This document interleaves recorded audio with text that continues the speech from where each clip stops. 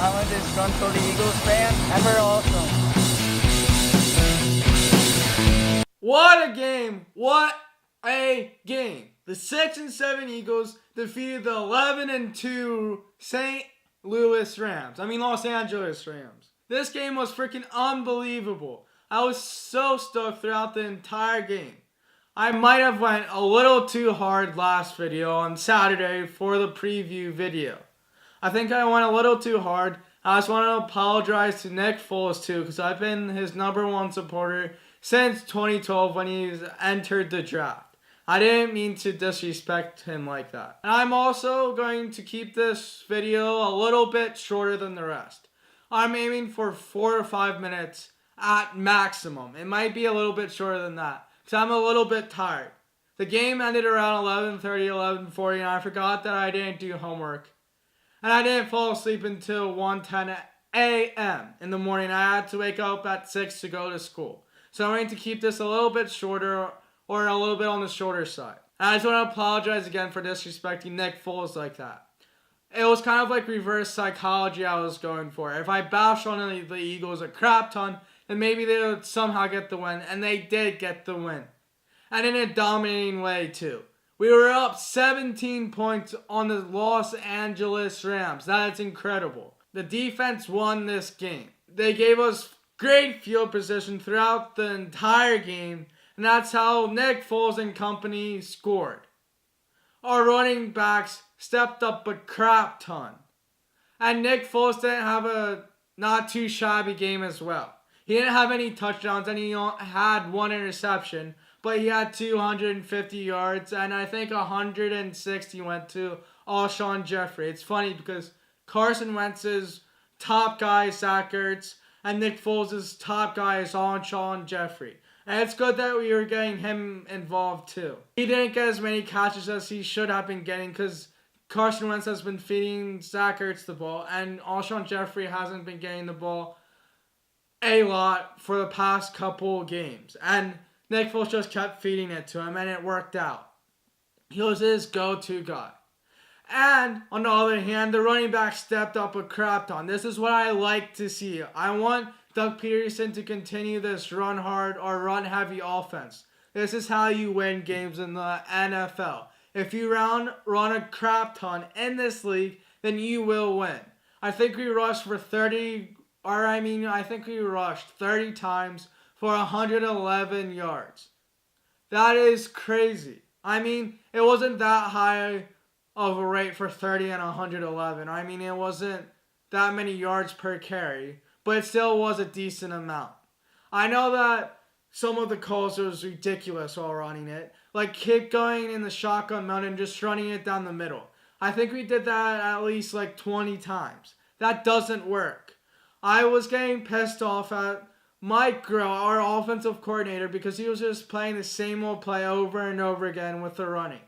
A couple times it worked for like 5 yards, but we need to be more creative while running the ball. We cannot keep doing the quick draw to Josh Adams. We need to be more creative, find somehow to innovate Sproles like we've been doing a lot more. I think we need to innovate Darren Sproles a crap ton. Oh boy, did we miss him. He went off. He had a few runs over 10 yards. He's been doing phenomenal, and that just shows that we missed him a crap ton. Our defensive line won us this game. They got a crap ton of pressure on Jared Goff, and that's how we won this game. We were able to disrupt Jared Goff, making him throw bad and terrible passes, and our corners had a field day. 2 interceptions, I think, and that is just phenomenal with how bad our corners are. How new our corners are. They're rookies and our second team players, and they haven't had the chance to fully develop. I think next year we are going to dominate like we did last year. Because our corners are going to have that practice and they're going to have that game time experience. And our corners are going to be elite. And even once Jalen Mills and Ronald Darby comes back, they're going to be that much better because of how much game time they're actually getting throughout these past few games. And they've stepped up a crap ton, deflecting balls and stuff. The one big problem that I saw is that we keep ruining leads in the fourth quarter. We were up 17, and we managed to have one play away from the Rams tying it. That cannot be acceptable. We already lost a 14-point lead and a 17-point lead in the fourth quarter. I didn't want to lose another 17-point lead thanks to Los Angeles Rams. I'm getting tired of teams coming back on us and winning. Alright, I'm going to wrap up this video right now. But before I say that, we are missing Corey Clement, and he's out for the rest of the season. That is really hurting us on offense as well. And another thing, I kind of felt that Nick Foles' essence spread around the team, and that Nick Foles' magic, if you will, spread throughout the entire team and the offense, kind of like we had last year during that playoff run, and eventually a Super Bowl win. That's what we get from a Super Bowl MVP.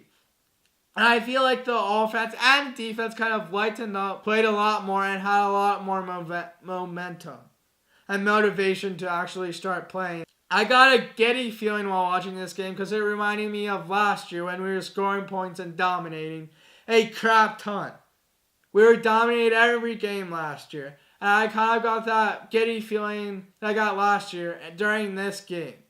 If we finish these next two games while beating Houston, which I think we will, after last night's performance, I think we can beat Houston. And I think we can easily beat the Redskins, even though the Redskins beat the depleted Jacksonville Jaguars team. But I think we can finish out and win out.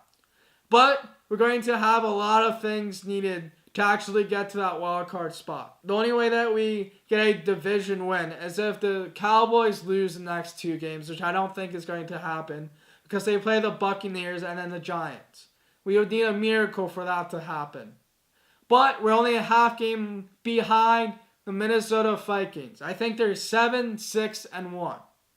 If they lose another game and then we win the next two, then we got that wild card spot. We need the Panthers to lose against the Saints tonight for them to go 6-8. That would eliminate them from the wild card or have a very good chance of getting them pushed off of the wild card spot. But we need to finish out and win these next two games to have any chance out the wild card spot. And we need a couple more teams to lose out too if we want to have that chance at the 5th or 6th seed. But our only chance, I think, is the Minnesota Vikings losing one more game. They play the Lions and the Bears. They just need to lose one more game, and we need to win out, and we get to that 6th seed, which is very doable.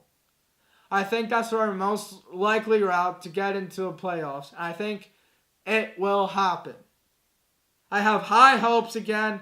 This is what the Eagles do. They just draw you back in, give you super high hopes for the rest of the season, and then bring you down eventually. But I don't think they're going to bring us down quite yet, and we're going to get a dub against the Houston Texans. Alright, I think I went way longer than I wanted to, but thanks for watching.